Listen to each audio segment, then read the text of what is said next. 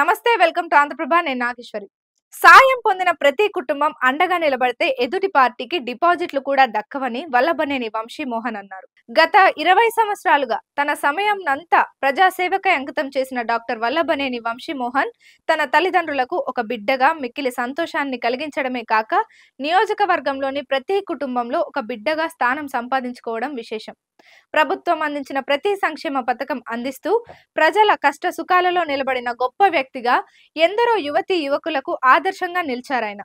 ఎన్నో సద్గుణాలను ఆయన నుండి నేర్చుకోవచ్చు అని తల్లిదండ్రులు అనుకునేలా హుందాగా నిలిచిన వ్యక్తి.